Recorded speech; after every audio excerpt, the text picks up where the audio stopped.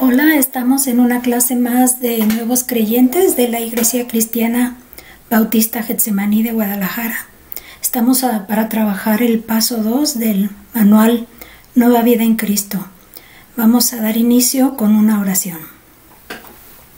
Padre, te damos gracias porque nos das la oportunidad de estar una vez más reunidos para estudiar tu palabra.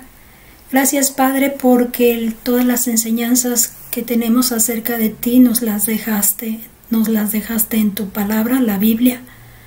Gracias, Padre, por las personas que se involucraron en que tu mensaje llegara a nosotros, aquellos profetas, aquellos mensajeros tuyos en diferentes maneras. Y te damos gracias, Padre, porque ahora podemos acercarnos a ella, a tu palabra, y ahora sí que descubrir nuevas cosas o descubrir más enseñanzas para poder conocerte más. Gracias, Padre, por la oportunidad de conocerte. Estamos aún en la contingencia, en el resguardo en casa. Aún no se han completado todos los trabajos en la ciudad. Aún no se han abierto completamente estos lugares de trabajo y todavía hay necesidad para el sostenimiento del día a día. Padre, queremos ponernos en tus manos con el sostenimiento de cada familia que requiere de alguna manera el sustento económicamente, dinero para poder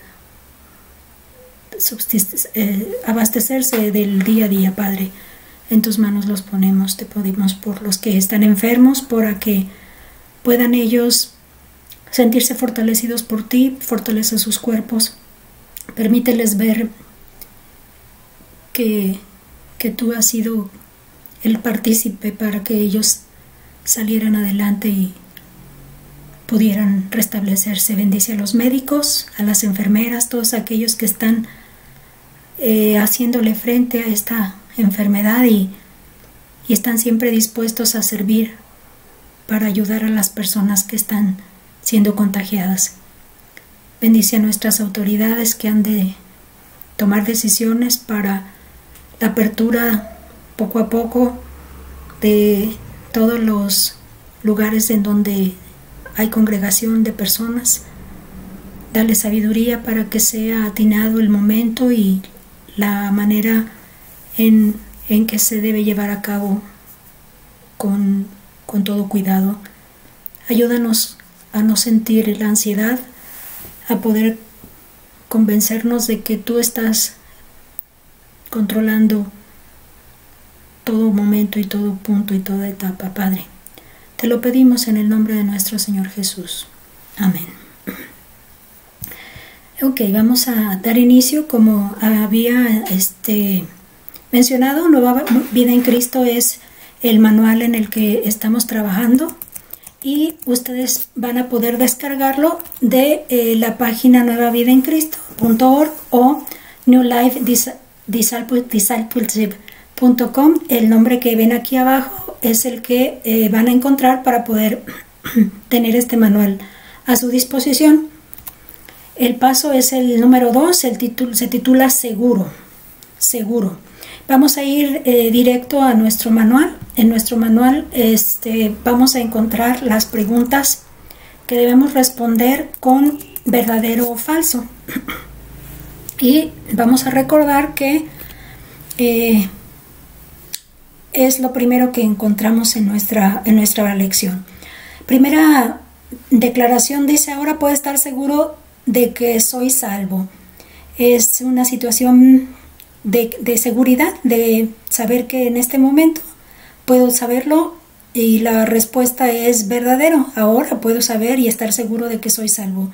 Si ya decidí entregar mi vida a Cristo, entonces la respuesta se coloca verdadera.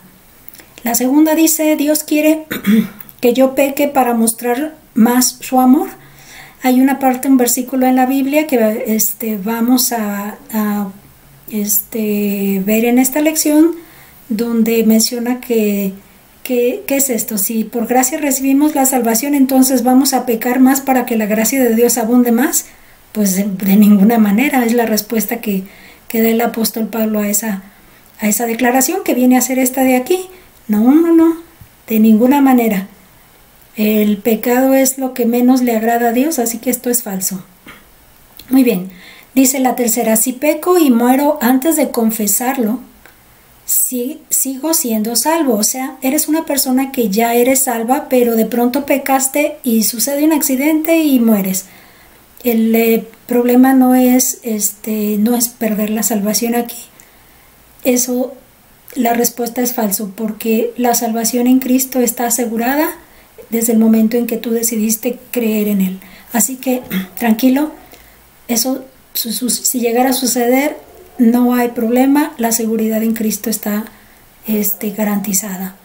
Ok, entonces, teniendo ya estas tres respuestas, vamos a ir avanzando. Esto es en el subtema que vamos a trabajar para continuar es: Dios me da seguridad. Hablábamos precisamente con estas respuestas, la seguridad. Y la primera cosa que vamos a encontrar aquí en esta porción de la parte de la seguridad está situada en la carta a los Romanos, el capítulo 8. Y lo que vamos a hacer, como en otras ocasiones se los he pedido, vamos a ver un poquito el contexto en el que se encuentra Romanos, y para esto les voy a pedir que vayamos a Romanos 8 a partir del versículo 31. Y dice así: ¿qué pues diremos a esto? Si Dios es por nosotros, ¿quién contra nosotros? El que no escatimó ni a su propio Hijo, sino que lo entregó por todos nosotros, ¿cómo no nos dará también con Él todas las cosas? ¿Quién acusará a los escogidos de Dios? Dios es el que justifica. ¿Quién es el que condenará? Cristo es el que murió, más aún el que también resucitó, y el que además está a la diestra de Dios, el que también intercede por nosotros. ¿Quién nos separará del amor de Cristo? ¿Tribulación, o angustia, o persecución, o hambre, o desnudez, o peligro, o espada? Como está escrito: por causa de ti somos muertos todo el tiempo, somos contados como ovejas de matadero. Antes, en todas estas cosas somos más que vencedores por medio de aquel que nos amó. Por lo cual estoy seguro de que ni la muerte, ni la vida, ni ángeles, ni principados, ni potestades, ni lo presente, ni lo porvenir, ni lo alto, ni lo profundo, ni ninguna otra cosa creada nos podrá separar del amor de Dios que es en Cristo Jesús, Señor nuestro. Si ustedes se fijan, con todo este pasaje que leímos, estamos dándonos cuenta de que todo el plan de Dios está bien programado, bien pensado y bien calculado. Y el hecho de que creamos que haber cometido una falta, después de que ya depositamos nuestra fe en Cristo, haber cometido una falta no nos quita la seguridad de la salvación. Y nada, cuestión física, nada, cuestión espiritual, nos va a separar del amor que Dios tiene para con nosotros.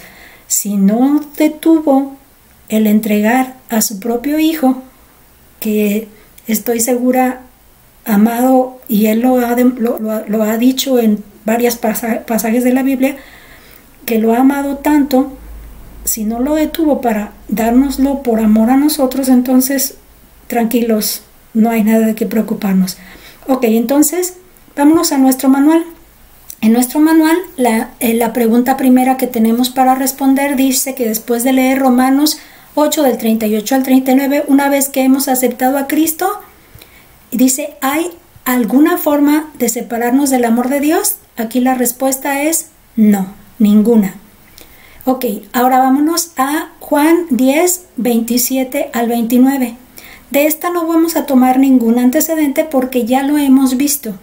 Lo trabajamos cuando vimos al Señor Jesús como pastor, y cuando vimos que Él era el pastor, precisamente, hoy estoy resaltando que ninguna otra cosa creada nos podrá separar del amor de Cristo.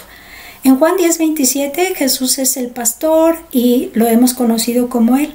y Él es el que está hablando en este pasaje. Entonces vamos a leerlo y con estos versículos 27, 28 y 29 vamos a contestar las siguientes preguntas, a ver si no nos cuesta un poquito de trabajo. Dice, mis ovejas, 27, mis ovejas oyen mi voz y yo las conozco y me siguen.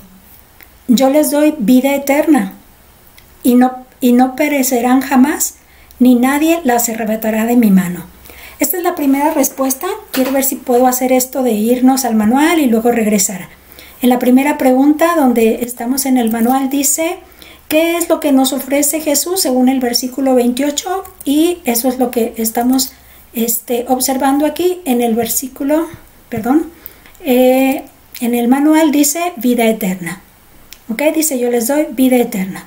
¿Estamos bien? Entonces, en el siguiente pasaje dice, ¿quién da la vida eterna? Ese es el pasaje que dice acá, ¿quién da la vida eterna?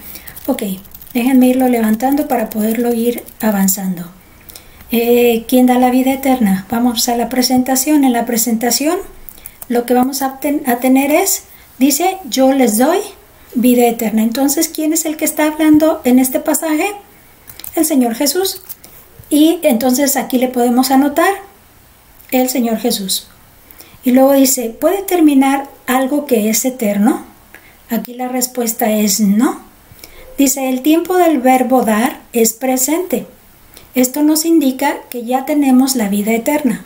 La vida eterna no empieza cuando morimos, sino desde el momento en que aceptamos a Cristo como nuestro Salvador personal. Es lo que veníamos diciendo. Desde el momento en que aceptamos al Señor Jesucristo, entonces está asegurada nuestra salvación. Fíjense que ahorita me está viniendo a la mente cuando por primera o segunda vez contraté el seguro de mi auto y todavía no me daban el documento en el que yo había contratado el seguro del auto, pero ellos me aseguraron que en el momento en que ya estaban haciendo la anotación, si saliendo de allí hubiera tenido el accidente, mi seguro se lograba, aunque no tuviera un papel físicamente hablando, que simplemente creo que con las placas, o yo ni me acuerdo ni con qué. Pero entonces eso me trae una tranquilidad en cuanto a que este es un asunto de la vida cotidiana. Imagínense una cosa más importante para el Señor Jesús, desde el momento en que decidimos aceptarle como Señor y Salvador, entonces Él nos está otorgando la vida eterna. Ok, entonces vamos avanzando. En la siguiente parte del versículo que tenemos como versículo 28 dice que cuando pereceremos, es decir, si debemos de pensar en perder la vida, aquí la pregunta sería, ¿cuándo sería que entonces perdemos la vida? Y aquí subrayé la siguiente parte, dice, no perecerán jamás. Entonces, en el manual tenemos que anotar la respuesta de que nunca o jamás, no se va a perecer. Estamos hablando de la muerte espiritual, en este caso perecer espiritualmente. Dice el número 6, ¿existe la posibilidad de que nos arrebaten de la mano de Cristo? Si ustedes recuerdan, también ya habíamos hablado esto en la otra ocasión, pero algo que vamos a entender en este pasaje precisamente es esto. Dice, nadie las arrebatará de mi mano. Lo que vamos a tener en cuenta es que nosotros vamos a estar en el hueco de la mano del Señor Jesucristo como personas en el aspecto espiritual. Y algo que también nos va a quedar muy claro es que, dice, mi Padre que me las dio en el 29 es mayor que todos y nadie las puede arrebatar de la mano de mi Padre. Anteriormente yo tenía la idea, bueno, esta es la mano de Jesús y esta es la mano de Dios, así que son dos manos las que tienen aquí. Y es que en realidad el hecho de que esas dos manos son en realidad una, porque Dios, aunque Él era humano, Él también era Dios y nunca dejó de ser Dios. Y Él y Dios son uno mismo, así que cuando Él dice que nadie las va a arrebatar de su mano, el Señor Jesús está asegurando que tampoco sería de la mano de Dios, porque de Dios el Padre, porque los dos son uno.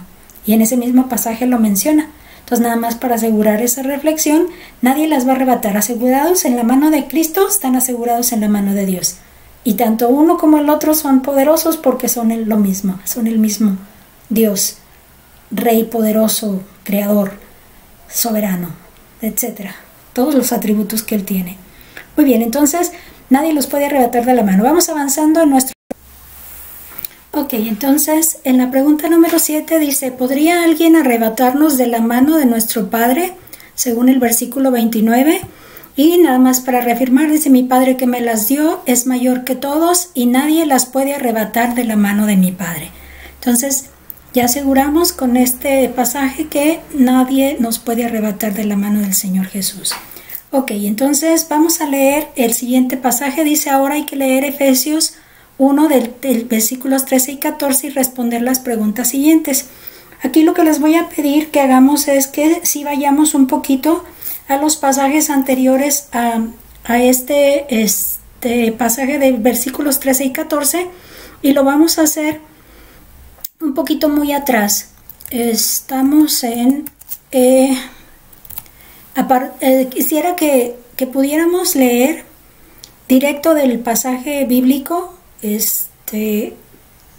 a partir del capítulo del versículo 3 hasta el versículo 14 y lo que vamos a encontrar en se los estoy colocando aquí de manera resumida con 3 puntos que son los que quisiera resaltar. En este pasaje vamos a ver qué Dios nos está dando. ¿Qué Dios nos está dando? De hecho, esa es la pregunta que nos conecta con este texto. Déjenme ir nuevamente al manual para que podamos conectar una cosa con la otra. Miren, dice que al leer Efesios capítulo 1, 13 y 14 y responder estas preguntas, la primera pregunta dice, ¿cuál es la obra que Dios hizo en nosotros? En el manual nada más se centra entre el 13 y 14, pero con la revisión que vamos a hacer ahorita del texto, nosotros vamos a encontrar lo que les estoy dando o a mostrar aquí en esta presentación, que es Dios nos ha dado bendición espiritual. Esa bendición espiritual se traduce con lo que llamamos elección y predestinación, y con como conclusión de todo esto está el conocimiento de hasta dónde se extiende su gracia. Entonces, más o menos así se los hago como resumen, pero vamos a verlo en el pasaje que tenemos aquí a continuación. Entonces estamos en Efesios capítulo 1 y este es el texto que vamos a leer. Como les decía, estamos leyendo este pasaje, resaltando en el texto esos 3 aspectos que les mencionaba. Vamos a empezar. Dice, Pablo, apóstol de Jesucristo por la voluntad de Dios, a los santos y fieles en Cristo Jesús que están en Éfeso. Gracia y paz a vosotros, de Dios nuestro Padre y del Señor Jesucristo. Aquí empieza el texto que quería que leyéramos. Dice, bendito sea el Dios y Padre de nuestro Señor Jesucristo. Y fíjense cómo aquí lo resalté, que nos bendijo con toda bendición espiritual en los lugares celestiales, y aquí lo enfatiza, en Cristo Jesús. Entonces la bendición que Dios nos otorga va a ser como si Dios nos diera el paquete que es el Señor Jesucristo, como un paquetito, pero dentro de ese paquetito van a venir muchísimas bendiciones. Entonces esa es parte de lo que vamos a encontrar aquí. Entonces dice que Cristo, el versículo 4 dice, según nos escogió en él antes de la fundación del mundo, para que fuésemos santos y sin mancha delante de él. Entonces aquí lo primero que vamos a ver es el escogernos, bendiciones espirituales, y ahora una de las cosas es que nos escoge. Él nos escoge desde antes de la fundación del mundo con una finalidad, que seamos santos y sin mancha delante de él. El propósito de escogernos es que seamos personas correctas, santas y sin mancha delante de él. Ok, y la otra, en amor. Esa es la continuación, el versículo 5, en amor, habiéndonos predestinado para ser adoptados hijos suyos por medio de Jesucristo, según el puro afecto de su voluntad. Entonces no solamente nos escoge, sino que nos predestina, y en este predestinar no puedo dejar de mencionar que está las corrientes o tipos de pensamiento que tienen que ver con la manera en que Dios decide la predestinación. Y uno de los más que abundan en esta parte de la predestinación es Calvino. Calvino es un teólogo que estudia acerca de cómo Dios escoge a cada persona como lo dice aquí, desde antes de la fundación del mundo, y Él decide que a quién Él escoge, a quién. Y eso es algo que no lo puedo con toda punto y letra determinar o explicar, pero yo sí tengo sí tengo fe, o mi fe sí está basada o fundada en este pensamiento, porque yo sí tengo lo que llamamos un poquito de calvinismo. Quizá no el hipercalvinismo, donde nadie se va a poder rehusar o nadie se va a poder zafar de lo que Dios ya determinó, pero sí creo que, como creo que ya lo había mencionado nuestro pastor, el hermano Correa, en alguna de sus predicaciones, que al menos el 99% depende de Dios. Y en mí solamente está como el 1%, nada más decir sí o no, de que yo pudiera o no llegar a ser salva. Entonces, ¿por qué sí existe en mí un pensamiento como este? Porque yo no tuve nada en lo particular, nada específico que Dios dijera, como tú tienes esto, yo a ti te voy a escoger. Nada vio en mí para poderme escoger. Y nada ve en ninguna persona en particular para decir a ti y a ti. Lo único que sí entendemos con este aspecto de la predestinación es que Dios ya sabe qué respuesta le vamos a dar. Y es como aquella parte que decíamos, que es que aquel persona que van al cine a ver una película y resulta que ya vio la película y ya sabe qué es lo que va a suceder.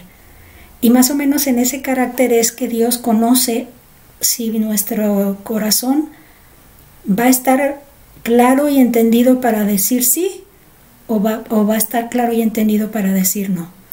Y aún si fuera que Dios decide sí o no vas a decir sí, o vas a decir no, yo no discuto ese asunto, ni lo espero debatir con alguien que por ahí me lo quiera debatir. Lo único que yo sí les respondería es: Él es soberano. Si Él quiere que así sea, que sea. Y si no es así, ¿quién soy yo para juzgar que no debe ser así? Entonces, lo único que yo sí sé es que Él me escogió. Y te escogió si tú decidiste creer en Cristo y te has dado cuenta que Él está haciendo cambios en ti. Entonces, esa es la seguridad. De ahí depende nuestra fe y nuestra seguridad, en que Él lo prometió y Él nos escogió y Él nos está guardando y apartando. Nos jaló hacia Él y ya de ahí nadie nos va a poder mover. Él ya nos jaló hacia Él. Entonces, ¿qué es lo que aquí dice? Habiéndonos predestinado para ser adoptados hijos suyos por medio de Jesucristo. ¿Se acuerdan? Pero a todo aquel que en Él cree, dice que le dio, pero más a todos los que le recibieron, en Juan 1:12, a todos los que le recibieron les dio potestad de ser hechos hijos de Dios. Y todo, por eso es lo que yo les decía, según el puro afecto de su voluntad. Él decide, recuerdo hasta aquella vez que habló de los trabajadores, que los invita a trabajar en su viña o en su terreno, y a unos los contrata desde la mañana y les va a dar un denario. Esa era la moneda que les iba a dar. A otros a mediodía y viene con ellos en darles un denario. Y a otros hasta faltando nomás como una hora de trabajo y también convino con ellos un denario. Y ahora, ¿quién eres? Así le responde a los que se quejaban que les dio el mismo dinero de los otros que trabajaron menos. ¿Quién eres tú para juzgarme a mí si yo decido hacer con mi dinero lo que yo quiera? Contigo yo convine de esta manera. Entonces, así en ese punto es que yo tengo mi fe asegurada en ese sentido, de que sí creo que Dios lo decide, y simplemente porque esa es su voluntad, y yo no soy nadie para decidir si no debe ser así o sí, o para criticarle por qué quiere Él hacer eso o hacerlo de esa manera. Entonces, esa es una de las cosas que estoy resaltando aquí. Luego dice los paras, ¿no? Los paras, para ser adoptados hijos suyos por medio de Jesucristo, según el puro afecto de su voluntad. Y acá hay otra, dice, para alabanza de la gloria de su gracia. Entonces, al Dios actuar de esta manera, me hace entender que la gracia que Él tiene es inmensa, porque nada que yo hiciera pudo hacerme contar como parte de su familia. sino que Él simplemente lo decidió. Entonces yo alabo y glorifico su nombre por la gracia inmensa que puso en mí, dice, con la cual nos hizo aceptos en el amado, por esa gracia. Dice, en quien tenemos redención por su sangre, que esa es otra de las bendiciones que nos da, el perdón de pecados según las riquezas de su gracia. Recordamos entonces que derramó Jesús, el Señor Jesús, su sangre, y gracias a esa sangre que derramó, esa sangre es el pago por nuestros pecados, por mis pecados. Por lo tanto, esa es la riqueza con la que yo ahora cuento, que ahora tengo redención por su sangre. Y luego en el versículo 8 dice, voy a irlo subiendo, que hizo sobreabundar para con nosotros toda sabiduría e inteligencia.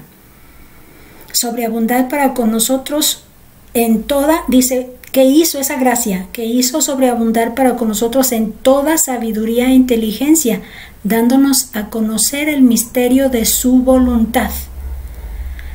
Lo que yo estoy viendo en este pasaje es que el hecho de poder entender, hay muchas riquezas dentro de del hecho de que el Señor Jesucristo sea el regalo, el don de Dios, y que todas estas bendiciones estén dentro de Él. Esta otra riqueza es que esa gracia que puso Dios en nosotros o nos da con Cristo, por gracias a esa gracia, nos hace saber todo lo que debemos saber, o todo lo que podamos saber, más bien no debemos, podamos saber acerca de la gracia de Él. Y lo menciona como algo en toda sabiduría, en toda inteligencia. Dice, dándonos a conocer el misterio de su voluntad. Entonces, Dios quiere que sepamos de esta gracia y que sepamos que esta es su voluntad. Entonces, yo diría, y su soberanía, porque Él decide. Entonces, luego le remato, y le remato con la continuación del pasaje. Dice, según su beneplácito. Beneplácito es que bien le place. Bien le place que así sea, así que Él decide y Él tiene lo que tiene en su poder y lo quiere dar así, según su beneplácito, según bien le place a Él, el cual, dice, se había propuesto en sí mismo de reunir todas las cosas en Cristo, en la dispensación del cumplimiento de los tiempos, así las cosas que están en los cielos como las que están en la tierra. Entonces, algo que vamos a darnos cuenta es que Dios, en Cristo Jesús, Dios está llevando a cabo la unión de todas las cosas. Dice las cosas que están en el cielo, las cosas que están en la tierra. Y luego ya viene el versículo 11, dice, en Él asimismo tuvimos herencia, habiendo sido predestinados, vean otra vez, predestinados, de anticipo, destinados a, conforme al propósito del que hace todas las cosas según el designio de su voluntad. Entonces Él tuvo un proyecto, tuvo un plan, nos incluyó en ese plan y nos hace participar dentro de ese plan. Y eso es lo que dice aquí, según el designio de su voluntad. Él lo decidió de acuerdo que sí, es su voluntad. En el versículo 12 dice, a fin de que seamos para alabanza de su gloria. Nosotros, los que primeramente esperábamos en Cristo, quiere decir los que sí conocían las Escrituras y que sabían que vendría el Señor Jesucristo a la tierra como una promesa de Dios, el apóstol aquí empieza a mencionarse a él como parte de los que sí esperaban, dice, para ser parte de la alabanza de su gloria. Entonces esperábamos, y luego ya ahora sí se conecta con este pasaje que nos da en el texto. Dice, vamos a subirlo un poquito, dice, en Él también vosotros, habiendo oído la palabra de verdad, el evangelio de vuestra salvación, y habiendo creído en Él, fuisteis sellados con el Espíritu Santo de la promesa, que es las arras de nuestra herencia, hasta la redención de la posesión adquirida para alabanza de su gloria. Ok, voy a volver a la presentación, porque ya con este texto que terminamos vamos a poder volver a nuestra presentación. Entonces, bendición espiritual con la elección que nos hizo desde antes de la fundación del mundo, con la predestinación de que Él íbamos a ser adoptados como hijos suyos y predestinados para que podamos ser parte de la alabanza de su gloria. Y nos dio el conocimiento, dice que en sabiduría y en entendimiento para conocer su voluntad, el misterio de su voluntad. Y estamos hablando de que su gracia es parte de su voluntad. Entonces Él nos dio a conocer estas cosas. Entonces, ahora sí, en el versículo ya lo sabía, 13, que es el que nos va a ayudar a responder nuestro manual. Vámonos a nuestro manual y vamos a encontrar donde está la pregunta que nos dice ¿cuál es la obra que Dios hizo en nosotros? Además de las que ya estoy mencionando, hay que resaltar las que específicamente el versículo 13 dice. Como dice ahí, fuisteis sellados con el Espíritu Santo de la promesa. Dice, en Él también vosotros, habiendo oído la palabra de verdad, el evangelio de vuestra salvación, y habiendo creído en Él, fuisteis sellados con el Espíritu Santo de la promesa. No quiero dejar de resaltar lo que les he venido diciendo en otras ocasiones, de que uno de los antecedentes de poder llegar a la fe en Cristo Jesús es haber escuchado la palabra de Dios. En el pasaje último que recuerdo que citamos estas dos verdades, el Señor Jesucristo mismo lo decía en uno de los evangelios, dice, el que oye mi palabra y crean que me envió, tiene vida eterna. Entonces, y creo que menciona algo de no vendrá condenación, mas ha pasado de muerte a vida. El pasaje entonces nos viene otra vez, de Efesios nos viene a recalcar, dice que habiendo también vosotros, habiendo oído la palabra de verdad.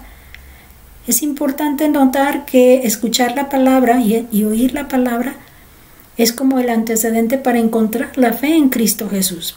Dice el evangelio de vuestra salvación y habiendo creído en Él, nada más es como entender como que Él es lo que nos de alguna manera propicia poder llegar a la fe, conocer la palabra de Cristo. Entonces la fe crece, nace, la fe logra nacer a través del conocimiento de la palabra.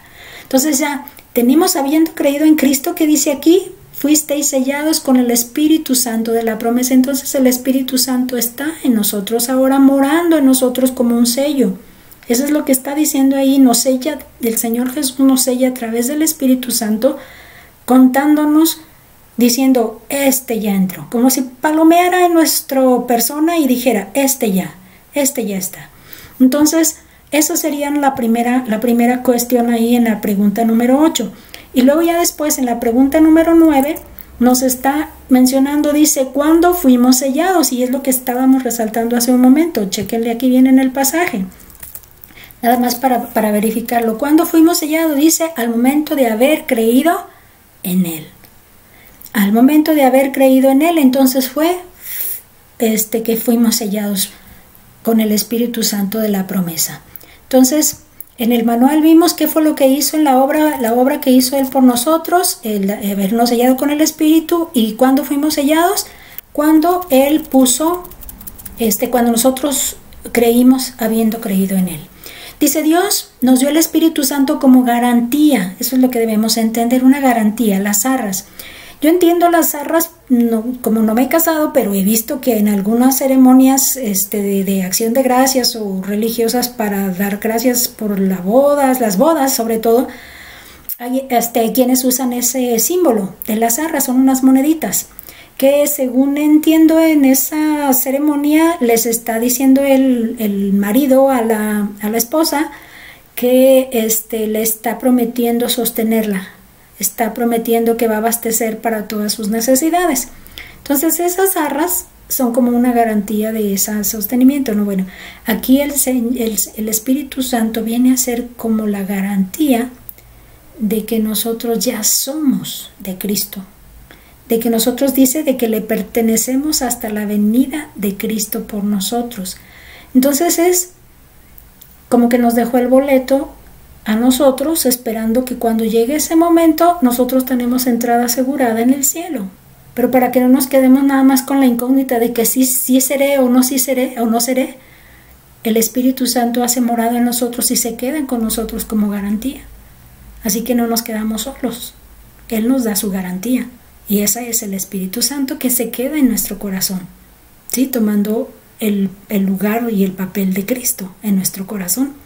Ok, aquí lo que nos pide en el siguiente parte del pasaje es que nos vayamos a la parte final de nuestro manual para leer esta porción que dice ¿quién soy en Cristo? Esto es parte de la seguridad de nuestra salvación. Todo lo que vayamos a encontrar en esta porción es un extracto que se dio para el conocimiento de en qué posición estamos al haber creído en Cristo.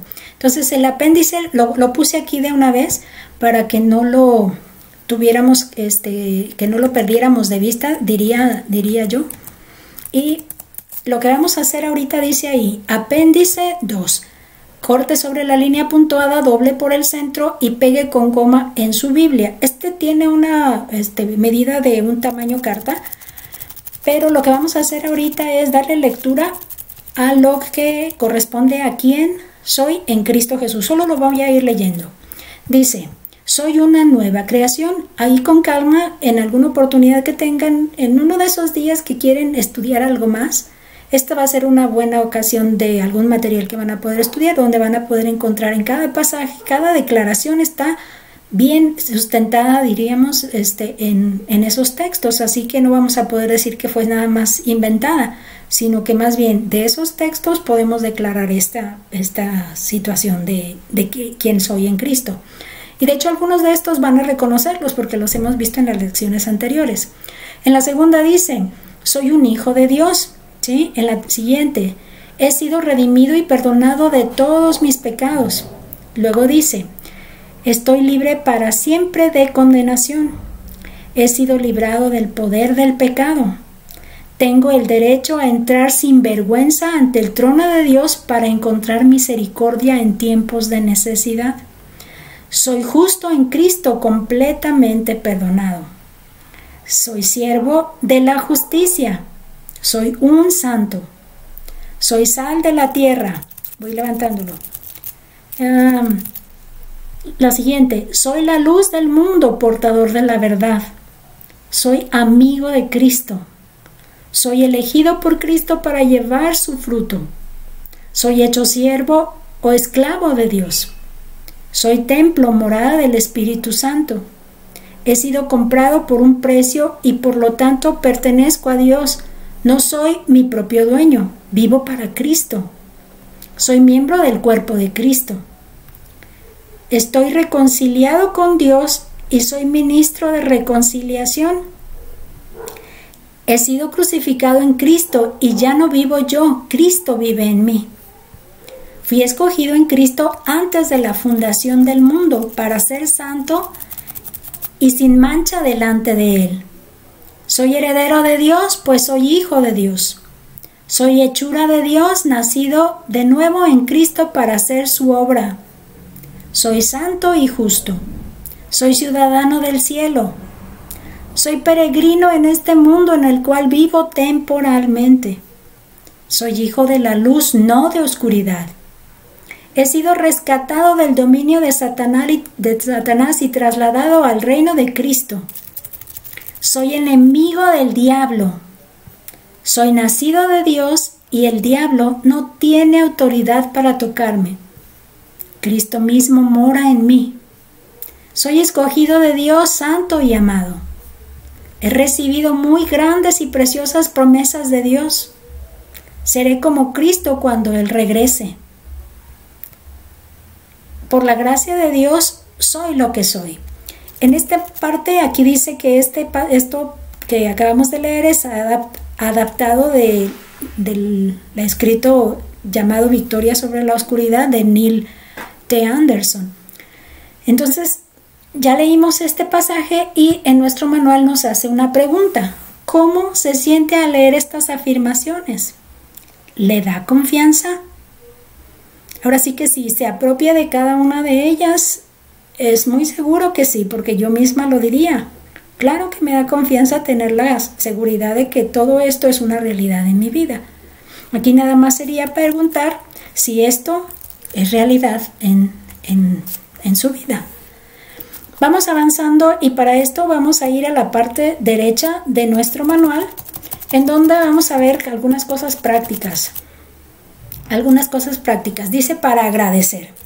Ok, dice según Juan 10, 28 y 29, que es el que vimos ahorita sobre el pastor, que él menciona de que Jesús es el buen pastor y él vino a darnos vida abundante. Dice, lo que acabamos de leer hace un momento, usted está en la mano de Jesucristo y a la vez usted está en la mano del Padre. Por eso decía que es como dos manos así, pero en realidad es una porque son el mismo. Imagínese cómo está protegida su vida entre esas manos. Dice, con razón, dice 2 veces que nadie podrá arrebatar de allí, nos podrá arrebatar de allí. Y luego vean la figurita que tiene de alegría él. Pues sí, debemos estar alegres porque nadie nos puede arrebatar de la mano. Tanto el Padre como el Hijo nos tienen en sus manos, ¿no? Ok, sigamos adelante. Para meditar y definir, pecar es hacer, decir o pensar algo contra la voluntad de Dios. Aunque Dios me ama, aborrece mi pecado. Entonces aquí vamos a pensar, dice, y anotar 2 razones por las cuales usted considera que un cristiano debe evitar el pecado.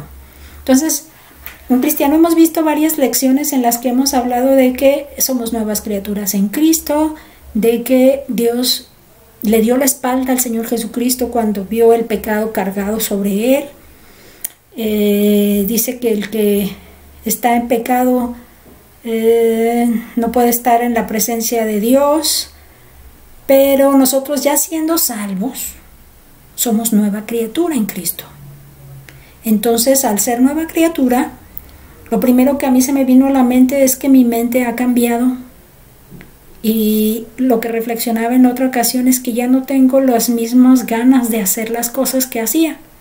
Esa es una de las primeras porque ya hay algo nuevo y diferente en mí. Entonces, lo primero que yo le pondría aquí, como mucha reflexión siempre, ¿verdad?, que el cristiano, yo como cristiana debo evitar el pecado porque mi mente es diferente ahora, porque ya tengo una mente nueva, como criatura nueva, una mente nueva.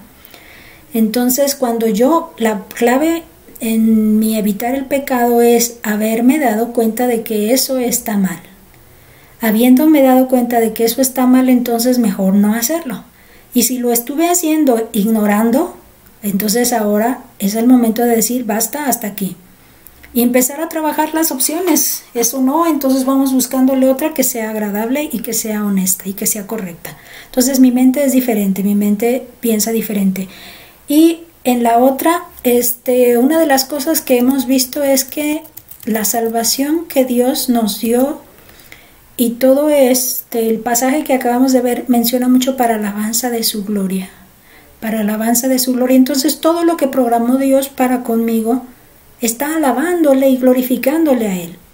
Alabándolo, la alabanza y gloria de su gracia y de acuerdo a su voluntad y por designio de su porque bien le plació hacerlo. Entonces yo diría, es que no lo glorifico, no alabo ni glorifico su nombre cuando peco, así que ¿por qué debo evitarlo? Porque quiero alabar y glorificar el nombre de Cristo, el nombre de Dios y exaltarle. Por eso yo voy a evitar el pecado. Así sencillo. Cada uno de ustedes haga lo mismo, pónganle sus respuestas y vámonos avanzando. Ok, dice aquí, vamos a leer 1 de Juan, capítulo 5, versículos del versículos solo 11 y 12. Y sí creo que nada más preparé esto, déjenme nada más para no fallarles en el tino. En la cita sí vamos a ver solo esos pasajes, habiendo oído la palabra, las arras, aquí está. Y el único antecedente que yo les quiero mencionar acerca de este texto es que el pasaje antecedente de dice que nuestro Dios, el Señor,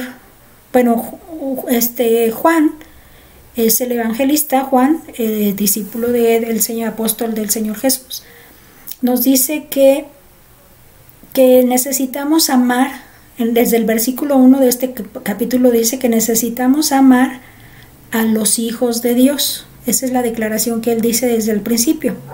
Y creo que en un comentario que estuve leyendo es que versículos anteriores a este capítulo 5 también habla del amor que debemos tener hacia los que son de Cristo.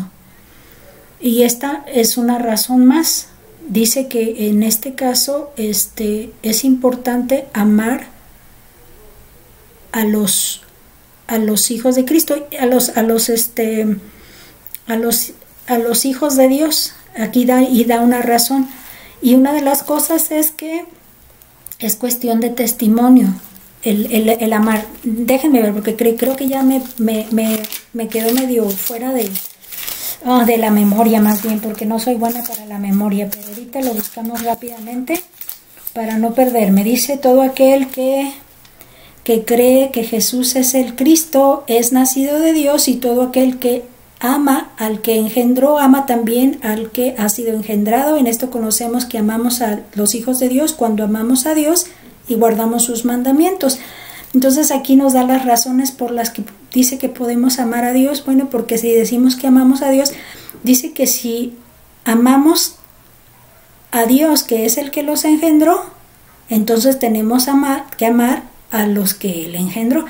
En otras palabras, Dios tuvo hijos, y si amamos a Dios, entonces tenemos que amar a los hijos como consecuencia, porque son parte de Él, porque son como extensión de lo que Él significa, de lo que Él es. Entonces aquí es donde nos menciona todo esto. Y luego dice que habla del testimonio, porque todo lo que es nacido de Dios vence al mundo. Y en el versículo 6 dice que Jesucristo vino mediante agua y mediante el sangre, y no mediante agua solamente, sino mediante agua y sangre. El Espíritu es el que da testimonio, porque el Espíritu es verdad. Entonces aquí habla del testimonio que dio de que Jesucristo, el Señor Jesucristo, sí vino y fue lo que dijo ser, es decir, vino hecho carne y vino y habitó entre nosotros, y todo lo que Él realizó aquí en la tierra, Él lo hizo. Entonces habla de quienes dan testimonio, y ese precisamente dicen que es el testimonio mayor, porque el que testifica de que esto fue verdad es Dios mismo, el Espíritu Santo, Dios mismo. Y habla de que cuando son más de una persona que dan testimonio, pues es un testimonio verdadero. Pero todavía si le agregamos que Dios mismo es el que está dando testimonio, pues ahora sí que estamos asegurando nosotros que es verdadero, es verdadero. Ok, traté de resumirlo, pero de pronto me falla la memoria de qué cita es la que estoy hablando. Pero bien, leyendo en el texto que necesitamos responder. Ok, en la presentación vamos a leer el texto de Juan, primera de Juan 5:11. Dice: y este es el testimonio, que Dios nos ha dado vida eterna, y esta vida está en su Hijo. Entonces, esta sería la respuesta que le vamos a poder dar a nuestro manual. Dice: usted tiene vida eterna, ¿sí se fija? Entonces, ¿cómo se puede dar cuenta? ¿Cómo puede saber si tiene vida eterna o no? Esas son las preguntas. Entonces, si el testimonio dice que Dios ha dado vida eterna, y esa vida eterna está en su Hijo, ¿se acuerdan que decíamos que era como un paquetito y adentro todas esas bendiciones? Entonces, en Cristo hay vida eterna. Entonces, vamos a checar el segundo versículo que nos da la cita siguiente. Dice en el 12: el que tiene al Hijo tiene la vida. Por eso decíamos, tienes tú al Señor Jesucristo, entonces dentro de Él viene la vida, así que no hay nada que preocuparse.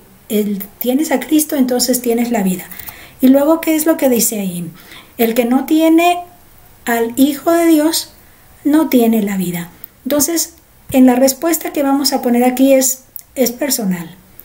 ¿Tienes usted vida eterna? Está basado en si decidiste ya creer en Cristo o no. ¿Cómo puedes saber si tienes vida eterna o no? Pues nada más asegura de que tu fe está depositada en Cristo, y es todo lo que hay que tener en cuenta. Y si eso no está asegurado, pues entonces tampoco está asegurada la vida eterna en ti. En mi caso yo sí lo he decidido que Cristo sea el Señor de mi vida, sea mi Salvador, y por lo tanto yo sí puedo asegurar que tengo la vida eterna. Por estas promesas, nada más, por estas promesas, no porque yo diga que tengo alguna situación muy preferente ni muy extraordinaria, simplemente porque he decidido creer, es todo lo que me asegura poder decir lo que estoy diciendo. Ok, entonces sigamos adelante con la parte que nos menciona la siguiente. Todo esto es parte de lo que venimos hablando para Dios me da seguridad. Este siguiente subtema dice que Dios nos da una advertencia. Nada más que esta advertencia tiene que ver también con un punto de vista un poquito diferente. Pero vamos a ver si lo podemos explicar de una manera rápida y concisa. Dice que vimos en Romanos 8 del 38 y 39 que Dios nos ve con ojos de amor, pero ahora que soy salvo, ¿por qué no debo jugar con el pecado? Entonces ya sabemos que nada nos puede separar del amor de Dios, ni las cosas físicas, ni las cosas espirituales, ni ninguna cosa alguna nos puede separar del amor de Dios. Por eso dice aquí que Dios nos ve con ojos de amor.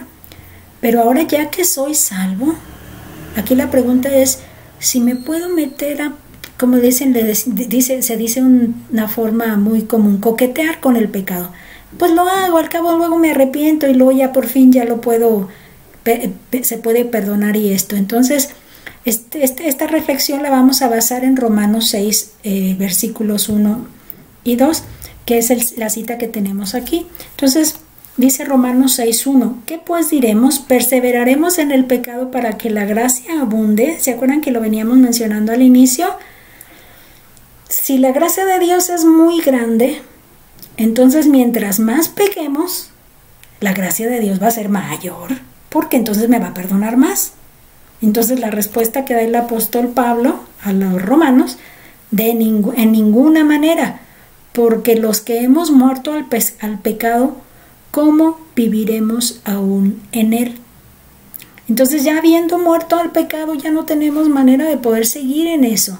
Por eso decía yo también en mi forma de ver por qué debo evitar el pecado, bueno, es que mi mente ya es diferente.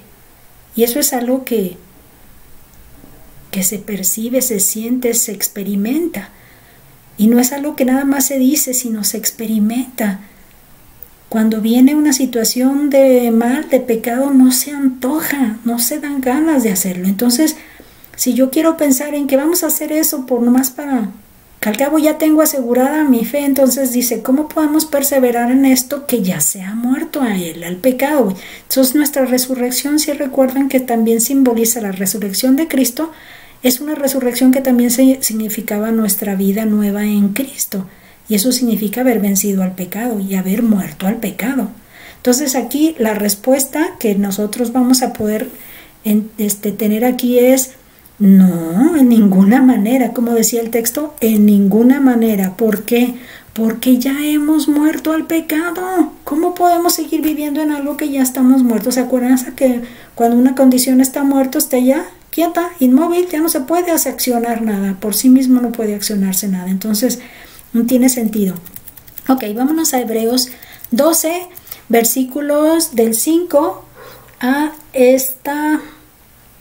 versículos del 5 al 10. Y vamos a responder solo estas dos preguntas. Dice aquí, y responda a las preguntas 12 y 13. Dice la 12, como soy hijo de Dios, Él me disciplina.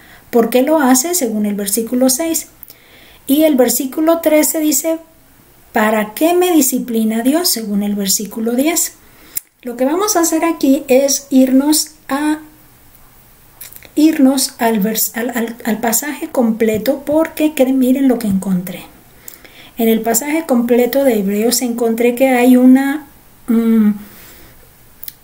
toma de un pasaje de Proverbios, capítulo 13, y también vamos a verlo, lo vamos a ver.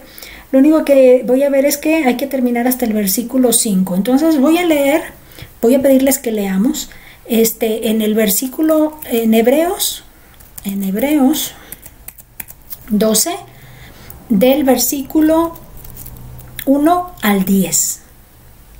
Y lo primero que que vamos a encontrar en este pasaje, lo he estado resaltando, es como decir la justificación de todo el pasaje. La justificación viene a ser como la razón de toda la explicación que se está hablando, o el título de dónde se está desarrollando todo este tema, o el tema de donde se va a desglosar y desarrollar todo. Entonces a eso es a lo que le llamamos justificación, o en este caso el título de donde se entiende todo lo que se desarrolla aquí en este pasaje. Ok, dice versículo 1 de Hebreos 12:1. Por tanto, nosotros también, teniendo en derredor nuestro tan grande nube de testigos, despojémonos de todo peso y del pecado que nos asedia, y corramos con paciencia la carrera que tenemos por delante. Entonces, lo primero que vamos a ver aquí es una exhortación. Esta exhortación está indicándonos: despojémonos de todo peso. Y de todo peso es algo que se puede decir que traemos encima, algo sobre cabeza, algo sobre los hombros, algo encima. Despojémonos de lo que traemos encima. Y luego, y del pecado que nos asedia. Si recordamos, en nuestra carne aún hay una tendencia a pecar, o cosas que nos hacen constantemente pecar.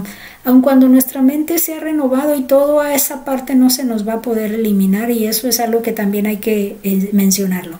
Entonces, ese pecado que nos asedia, que nomás está viendo a ver en dónde vamos a poder tener la oportunidad para caer en eso, en ese pecado. Si nos gustaba mentir, si las chismes, o porque si nos gustaba lo que sea que nos gusta, o de donde nomás nos deleitaba el pecado, bueno, todavía vamos a tener algunas asediándonos de esa manera. Entonces también habla de despojémonos del pecado que nos asedia. Y aquí viene todavía la exhortación: corramos con paciencia la carrera que tenemos por delante. Acuérdense que es una vida como una carrera. La vida cristiana es como una carrera en la que hay que mantener el paso, y hay que hacerlo con la paciencia, decir, esto va como maratón, haciendo un camino constante, y hay que buscar la manera de que nos aguante, ¿no? La fortaleza para poder llegar hasta el final. Y aquí nos dice las instrucciones para ese exhorto. Dice: puestos los ojos en Jesús, el autor y consumador de la fe, el cual por el gozo puesto delante de él sufrió la cruz, menospreciando el oprobio, y se sentó a la diestra del trono de Dios.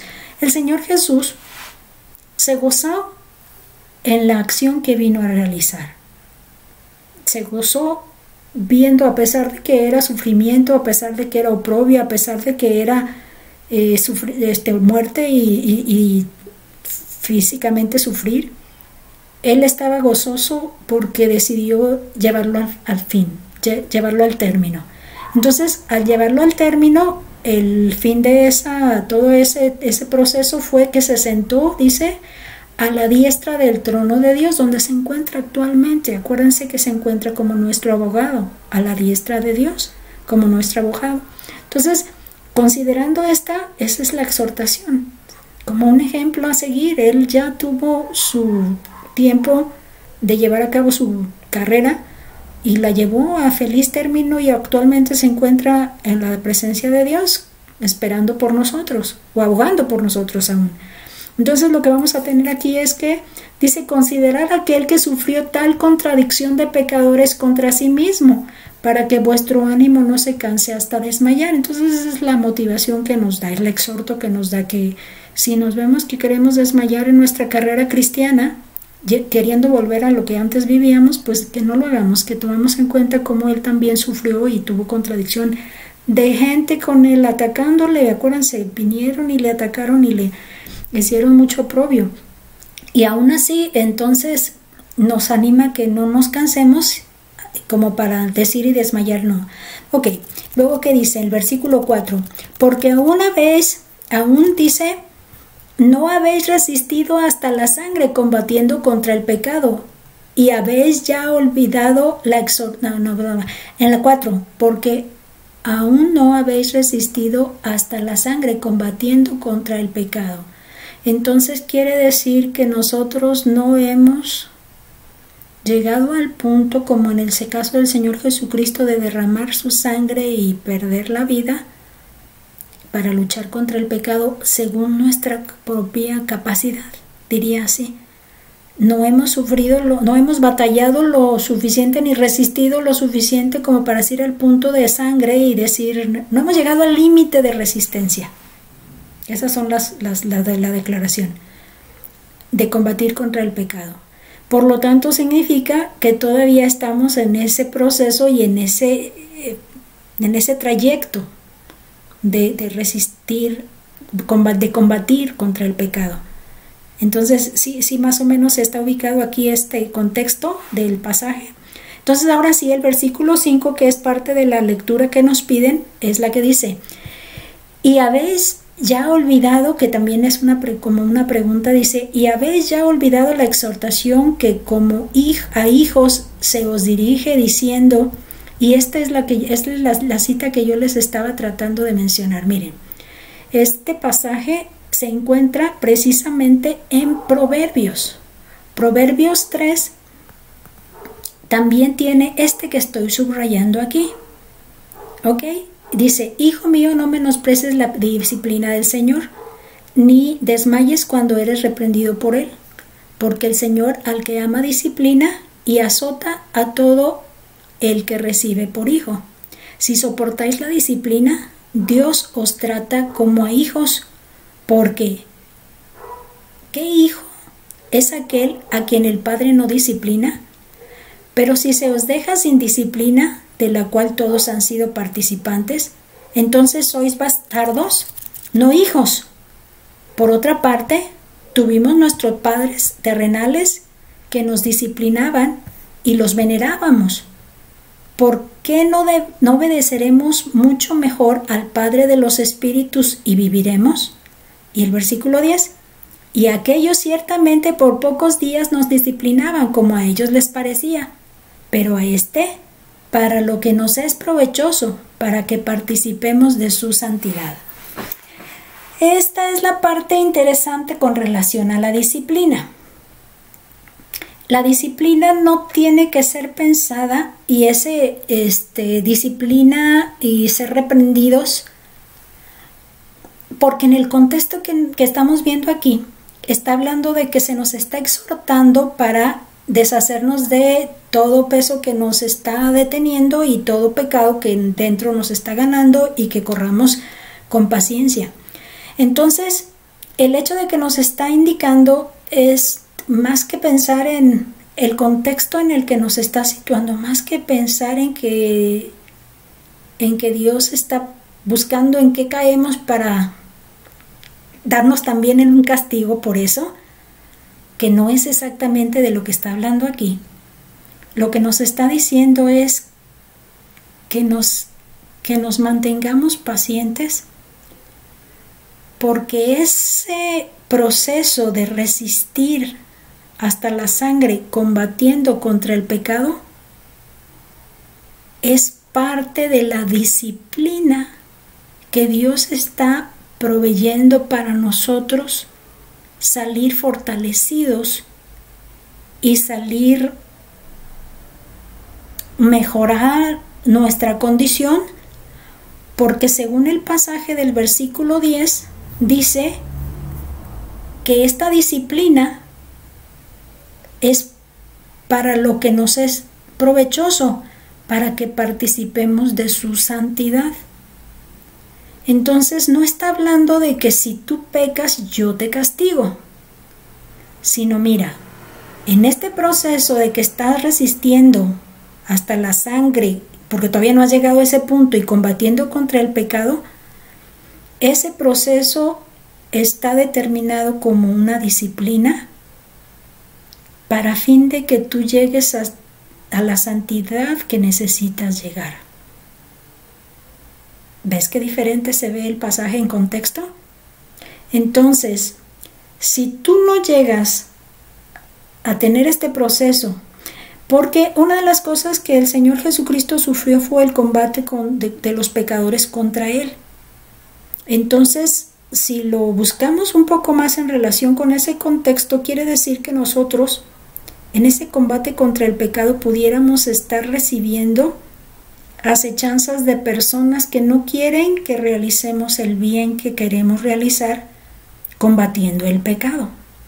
O sea que si nosotros estamos dispuestos a hacer el bien y a combatir el pecado, ese hecho y esa acción que nosotros tengamos bien determinada puede ser atacada y acechada por quienes no quieren que lo hagamos así.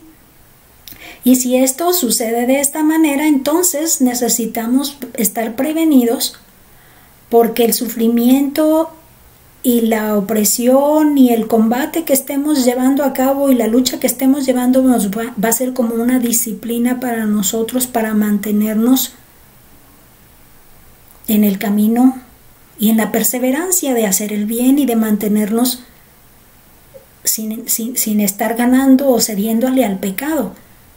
Porque al final esta disciplina, dice, si antes lo que nos ofrecían nuestros padres para corregirnos y mantenernos por el camino correcto nos parecía que era una disciplina que como a ellos les parecía que nos la podían otorgar, imagínense la que Dios nos está proveyendo.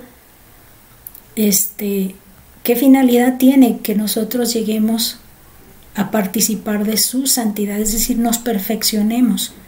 Hay un pasaje donde dice que el Señor no nos va a fallar, dice que Él nos prometió y que nos va a perfeccionar hasta que se llegue al término completo de la santificación y de la santidad. Entonces el Señor Jesús tiene como parte del proceso, nuestro Dios tiene como parte del proceso que podamos ir caminando en santificación, y el hecho de mantenernos en estas opresiones y ataques y de quienes no nos dejan hacer el bien es parte de la disciplina.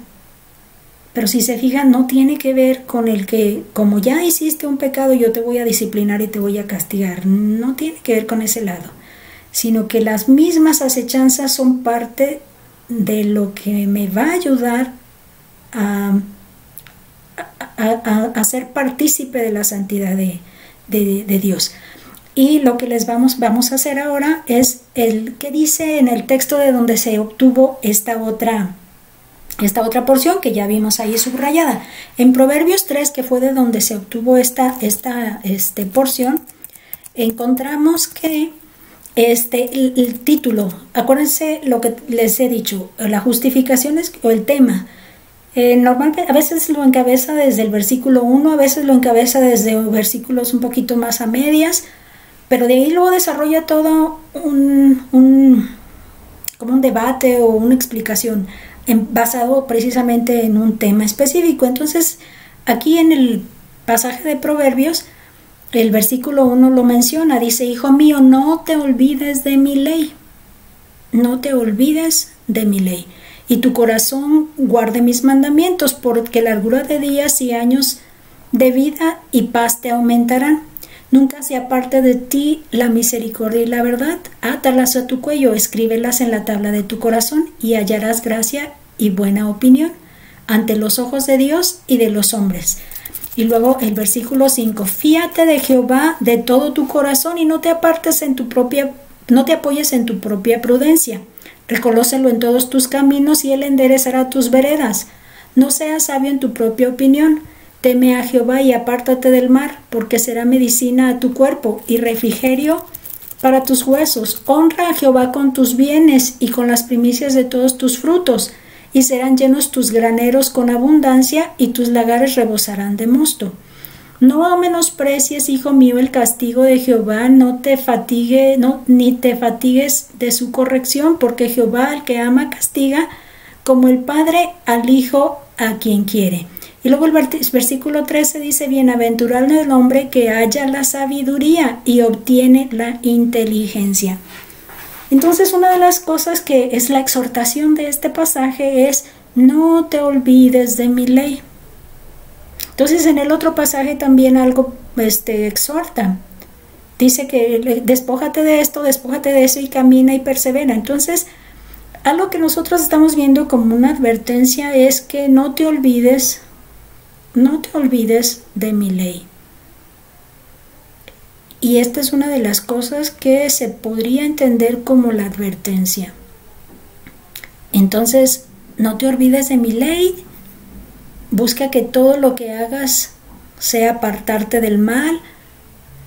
Volvemos otra vez al combate constante, al honrar a Dios, no seas sabio, teme a Jehová. Y otra vez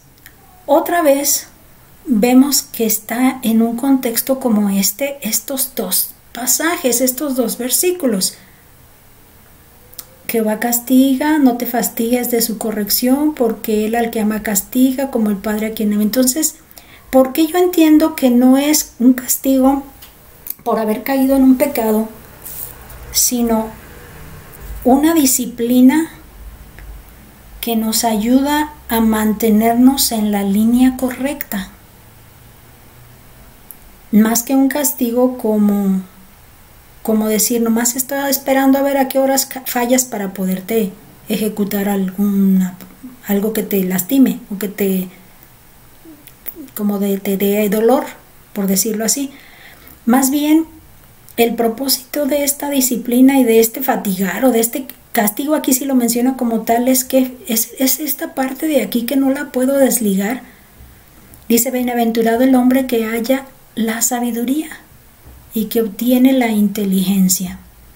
Entonces yo estoy entendiendo que tanto en un pasaje como en el otro no es el castigo el principal enfoque, sino la exhortación que se te da a mantenerte en el camino correcto y las consecuencias que pueden ser el bien obtenido al someterte a esa lucha constante de no caer, de no fallarle. ¿Sí? Y lo puedo resumir en un esquema. En la presentación que les tengo aquí, se los puedo resumir de una manera así. Tanto uno como el otro tienen más o menos las exhortaciones de buscar el bien o la disciplina que viene de por medio y una situación de consecuencia. Por ejemplo, en el caso de Hebreos, la cosa buena que se va a obtener a través de todo este proceso va a ser participar de su santidad. Y lo que yo puedo percibir con el cierre de ese versículo, capítulo 13, y de hecho hay un 14, ahorita no lo leí, pero ahorita lo volvemos, pero allá dice que bienaventurado el que haya sabiduría y obtiene inteligencia. Entonces a mí me hace más entender que no tiene que ver con algo de castigo negativo, sino es una forma de disciplinar para formarte y para darte un bien. Como consecuencia, sabiduría e inteligencia, en este caso, o participar de la santidad. Nada más para no dejar el versículo, dice aquí el 14, porque su ganancia es mejor que la ganancia de la plata y sus frutos más que el oro fino. Entonces, en más de un pasaje habla de que la sabiduría y la inteligencia es mucho más riqueza que si fueran cosas materiales. Ok, entonces, ¿entendemos esto? Vámonos entonces ahora sí a continuar con nuestro manual. En nuestro manual entonces entendemos, dice, como soy hijo de Dios, Él me disciplina. ¿Por qué lo hace? Entonces yo no sé si esto va a cambiar o no la percepción y el enfoque del manual. Eso es lo que yo estoy dándome cuenta ahorita.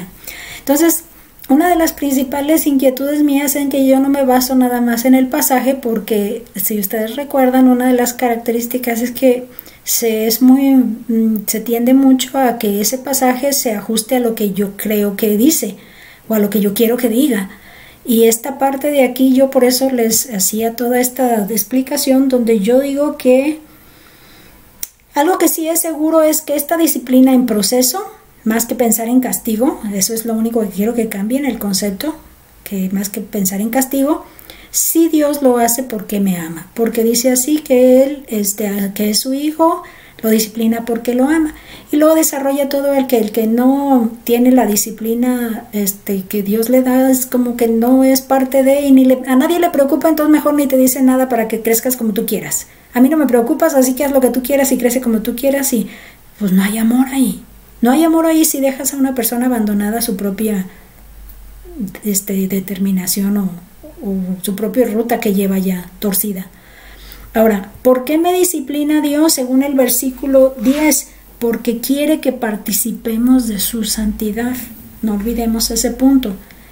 quiere que participemos de su santidad, es decir, caminemos en santidad y perfección en santidad. Vamos a perfeccionarnos en santidad. ¿Ok? Vamos entonces. Este ya lo agotamos y Dios me da una alternativa. Dice, no es el deseo de Dios que usted peque, pero como seres humanos que somos, estamos sujetos a tentación. Eso significa que todavía tenemos lucha contra el pecado, es lo que decíamos, ¿verdad? Todavía tenemos lucha, pero sí tenemos una situación de ventaja, una alternativa, ¿no? Dice, ¿qué sucede si usted peca? Ok, dice, usted no pierde su salvación, pero sí su comunión con Dios. Dios, como Padre amoroso que es, ha provisto la salida para la tentación y también la manera como debemos acercarnos a Él si pecamos. Y esto lo estudiaremos en detalle en el paso número 3, o sea, la próxima clase que tengamos. Ahora sí que como tipo telenovela continuará esa respuesta a esta declaración que venimos haciendo. Ahora, este pasaje de para profundizar también tiene otro conflicto que encontré. Yo me encontré en conflicto con este otro pasaje. Y en este otro pasaje lo que vamos a hacer es, dice aquí, lo voy a leer tal como está y luego ya voy a darles el enfoque en el que yo estoy. Dice, lea primero los Corintios 3, del 11 al 15, todo cristiano tendrá un juicio. No será para ser salvo no será para saber si es salvo, sino para probar sus obras. Dice, si fueron agradables a Dios, recibirá premios, si no lo fueron, perderá los premios especiales. Estos premios no son la salvación, pues ya la tiene según el versículo 15. ¿Tendrá usted premios o apenas será salvo? Ok, entonces con esta parte de la porción nos vamos otra vez al contexto. En el contexto lo que les voy a pedir que analicemos es lo siguiente. Habla de los premios.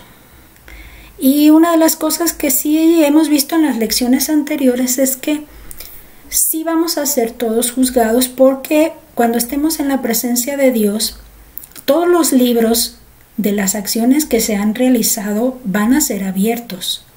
Todos los libros, todas las acciones que se hicieron, sean buenas o sean malas, todos las vamos a poder, vamos a estar en un juicio delante de Dios.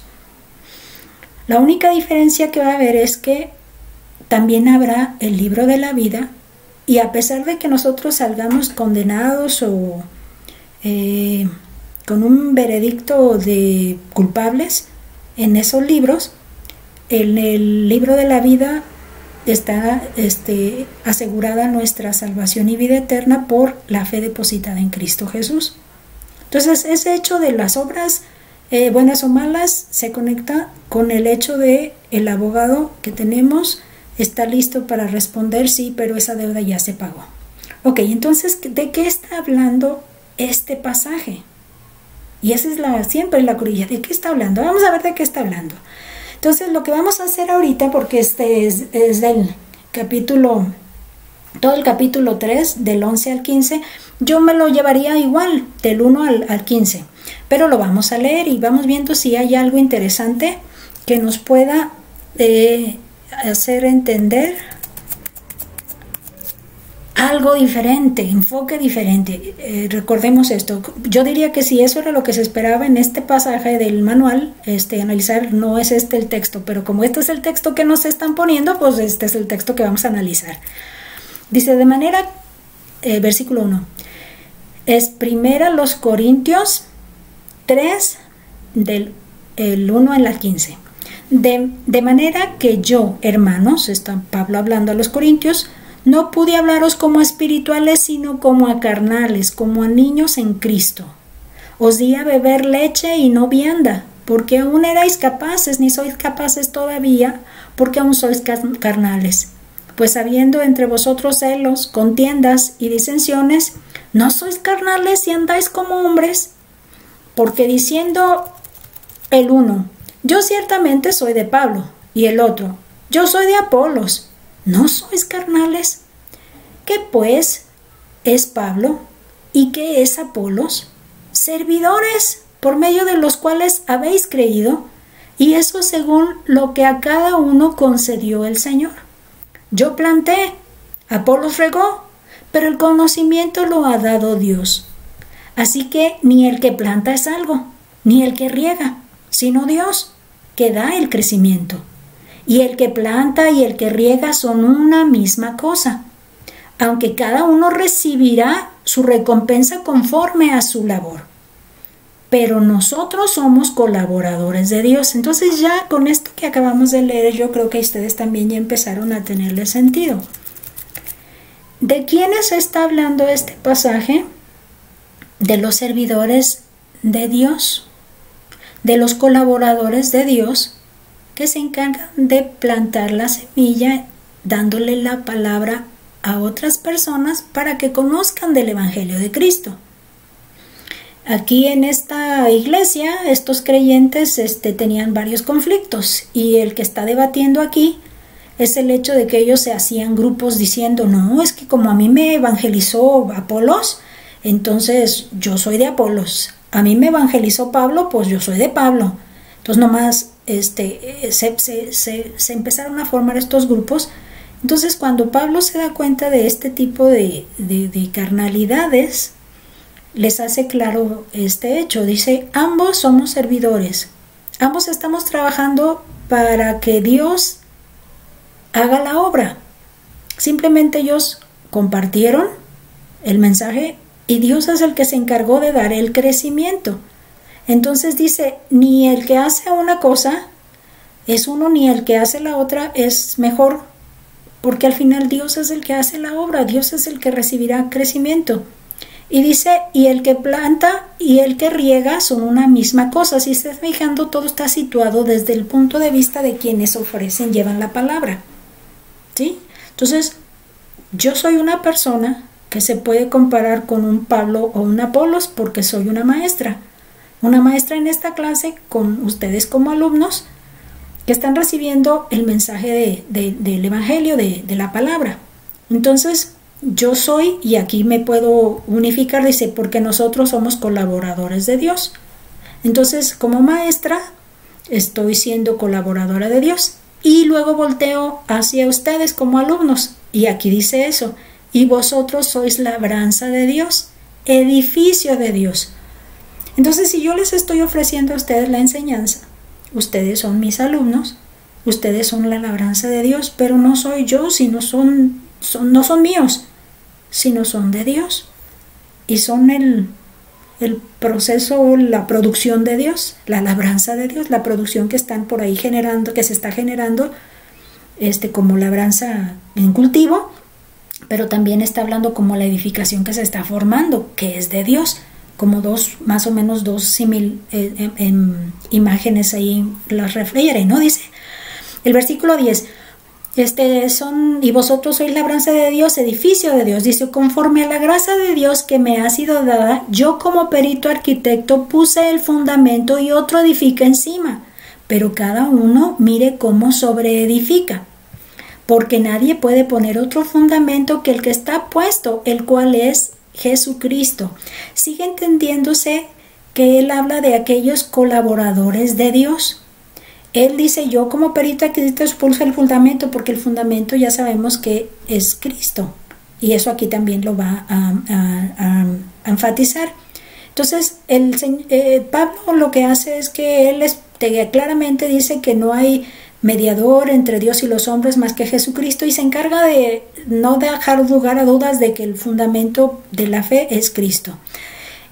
También hay un texto donde recordamos cuando Pedro le dice al Señor Jesucristo que a quién irán, porque ellos creen que Jesús es el Hijo, el enviado de Dios, que Él es el Hijo de Dios, y que pues no van a ir a otra persona porque ya saben que Él es el enviado, el mensaje de Dios. Entonces el Señor Jesucristo voltea y le dice que aunque le dice tú eres Pedro y sobre esta roca edificaré mi iglesia, está hablando de ese fundamento de fe. Jesucristo, eres el Hijo de Dios, eres el enviado de Dios, aquel que esperábamos para que hiciera todo ese plan que Dios había prometido. Entonces ese es el fundamento de fe. El apóstol Pablo dice, yo como perito arquitecto puse ese fundamento. Entonces a los que vengan enseñando Ese es el enfoque que estoy resaltando aquí. Si dice, otro edifica encima, pero cada uno mire cómo sobreedifica. No está hablando de los discípulos, de los alumnos, sino de los que enseñan.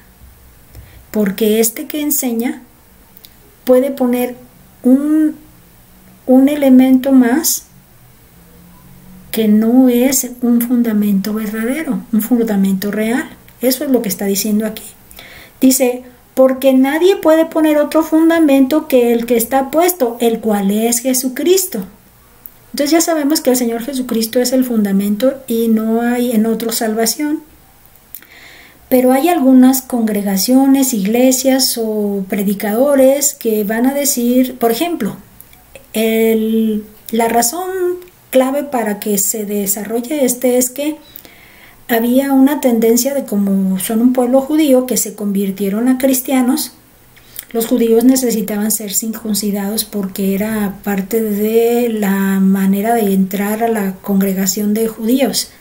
Y era un pacto que habían recibido de Dios, el circuncidarse. Entonces ellos decían que si no se circuncidaban, entonces no eran salvos. Entonces habría que circuncidar a todos los que empezaran a creer en Cristo para que pudieran estar completos y entonces entrar.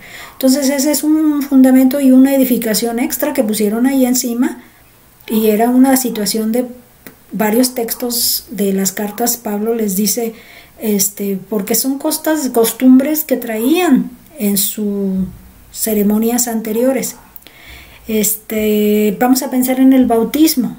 Por ejemplo, la otra congregación mayoritaria en nuestra ciudad, ellos dicen que si no se bautiza al niño desde pequeñito para quitar el pecado original, entonces tampoco va a tener perdón, o va a necesitar ese perdón del pecado original.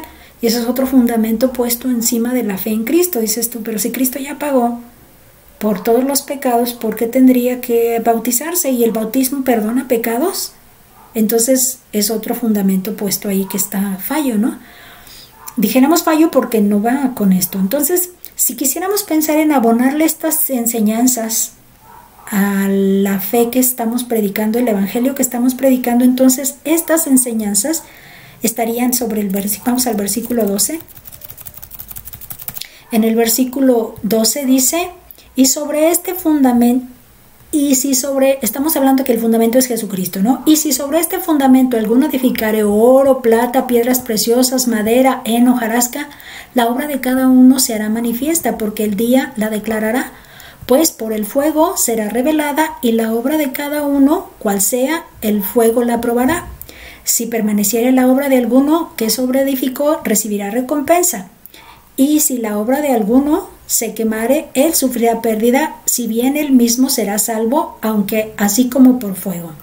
Los pasajes o frasecitas que he resaltado tienen que ver con la persona que enseña, es decir, el que sobreedifica con enseñanzas hacia los alumnos, la fe que está declarando con la que está evangelizando hacia los discípulos o alumnos. Entonces, por eso habla de que si la obra de alguno permaneciere, pero no dejemos de ver que está hablando de los que enseñan, de los que comparten el mensaje para evangelizar a otra persona o discipular a otra persona. Como por fuego. Vamos al 16. Dice, ¿no sabéis que sois templo de Dios? Acuérdense la forma en la que está hablando. En cuanto habla a los corintios, les dice, vosotros sois labranza de Dios, edificio de Dios. Entonces este pasaje está dirigido a los corintios, a los discípulos, a los alumnos. ¿No sabéis que ustedes sois templo de Dios y que el Espíritu de Dios mora en vosotros? Se los está diciendo a los creyentes, nuevos creyentes, en este caso alumnos. Y luego dice, vuelve otra vez, si alguno destruyere el templo de Dios, volviendo a que está refiriéndose a que nosotros con nuestra enseñanza podemos destruir la formación y edificación del templo de Dios que está representada en los nuevos creyentes. ¿Sí me explico en esto? Si alguno destruyera el templo de Dios, Dios le destruirá a él, porque el templo de Dios, el cual sois vosotros, santo es. Así que, ¿cuál recompensa? No tiene que ver con las obras. Este pasaje lo que está mencionando es que aquel que va a ser colaborador de Dios para enseñar y discipular a otros, debe tener mucho cuidado con qué enseñanzas va a poner sobre el fundamento de Cristo, que es solo la fe en Cristo. Porque si como maestra yo les vengo a decir que necesitan bautizarse, y necesitan hacer donativos, y necesitan asistir a la iglesia, porque si no los asisten esa va a ser ya parte de la... O sea, son enseñanzas que yo le agrego a la salvación que ya está determinada, que solo en Cristo es el fundamento de la salvación. Entonces, esa puede llegar a ser mi oro, mi plata, mis piedras preciosas, mi madera, mi hielo, mi hojarasca, que cuando llegue el determinado momento se va a exhibir el fraude en el que yo he estado trabajando. Y esa enseñanza equivocada, errónea, lo único que va a hacer es ponerme a mí como maestra en vergüenza, porque tarde o temprano se va a revelar lo que yo vengo diciendo y diciendo y diciendo. Ante los ojos de Dios, ante todos los ojos de todos los demás, esto se va a venir a dar. ¿Y cuál recompensa? Ninguna. Ahora sí que ninguna, sino va a ser vergüenza, diría, porque quise aparentar y quise tener el juicio para determinar lo que era y no busqué nunca la opinión de Dios y la verdad de Dios para poderla enseñar. Entonces, aquí tenemos que darnos cuenta de que cuando nos metemos a enseñar, sí es bien importante que lo hagamos con temor y temblor. Porque cuando nosotros querramos hablar de algo que no dice la palabra, nuestras obras de colaboradores van a ser puestas a prueba en determinado momento. Entonces, más de una vez me ha tocado que si ya me di cuenta de que yo había tenido un enfoque algo así, estoy ajustándolo o modificándolo en la oportunidad que tenga, porque sí soy consciente de que las cosas tal como la Biblia las está presentando es lo que debemos hacer, como lo que estoy haciendo ahorita. Este pasaje no habla de las obras para dar premios. Y si alguna acción viene aquí, tiene que ver para los maestros que están enseñando doctrinas falsas, aunadas al fundamento que es Cristo. Y ahora sí que como dice una expresión muy mexicana y católica, creo, que nos agarren confesados, es decir, estemos preparados para cuando nos llegue sin darnos cuenta. Esa es una expresión muy mexicana y muy católica, yo sé, pero es muy válida para lo que estoy expresando. Que nos preparemos, porque cuando menos lo esperemos llegará el momento en que no va a haber modo de hacernos para atrás, y ojalá que el punto en el que estemos sea el correcto. Eso es lo que quiere decir. Ok, agotado ya el punto de Corintios 3, nos vamos a el manual, y en el manual lo que vamos a ver es la parte de nuestro lado izquierdo que nos queda ya para cerrar la clase. Dice aquí reflexiones o acciones. ¿Cómo estoy? Como dice el texto, ¿cómo estoy con Dios? Es algo que necesitamos ponernos a pensar. Y aquí nos pone a hacer algo. Dice esta semana ore a Dios por un familiar suyo que no ha aceptado a Cristo aún. Pida por la salvación de él o ella. Apunte el nombre de su familiar. De una vez voy a mencionarles que hablarle de Cristo a una persona no son obras. De una vez que quede bien claro que si yo he de compartir el Evangelio de Cristo a una persona, no se me va a contar como una buena obra. Y eso es algo que debo de tener en cuenta.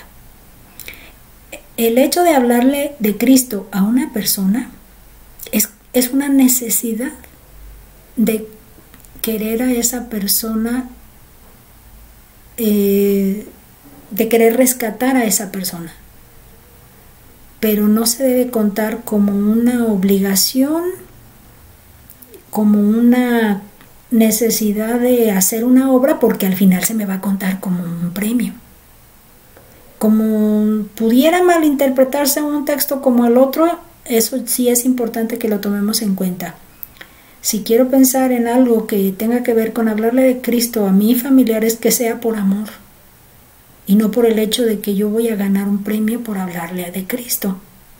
Porque yo recuerdo que cuando negaron, le reclamaban al Señor Jesús que los niños le aclamaban y le glorificaban, pues yo diría que Dios va a buscar otras personas que hablen de Cristo, si en esa ocasión dice que hasta las piedras podrían estar alabándole, si no fueran las voces de los niños.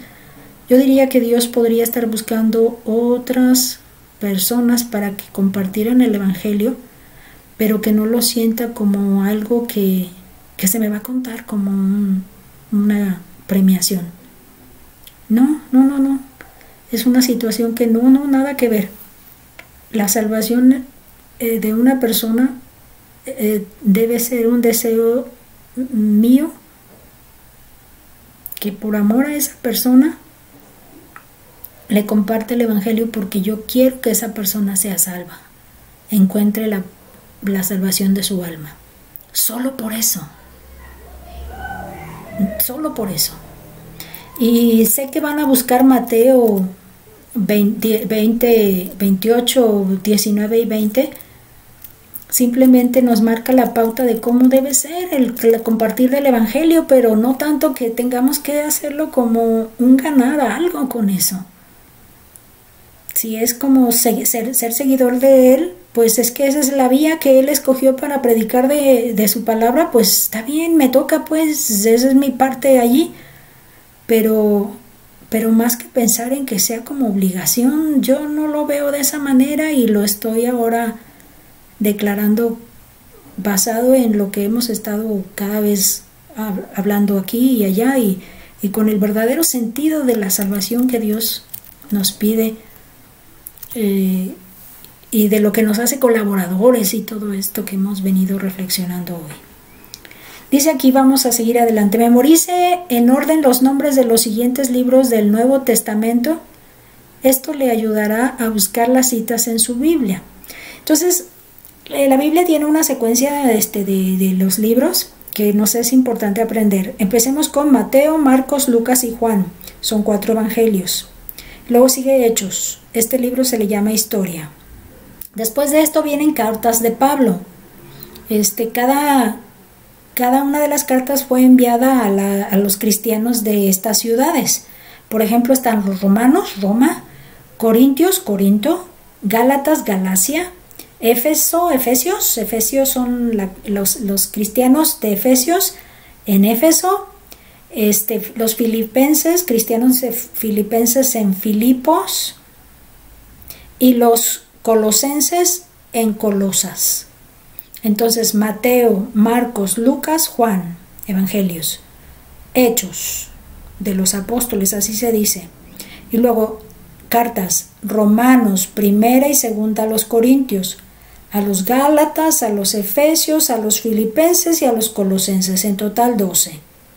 ¿Sí? Mateo, Marcos, Lucas, Juan, Hechos, Romanos, primera y segunda de Crónicas, Gálatas, Efesios, Filipenses y Colosenses. Entonces es importante memorizarlos. Vamos a ver si más adelante los repasamos. Ok, para crecer.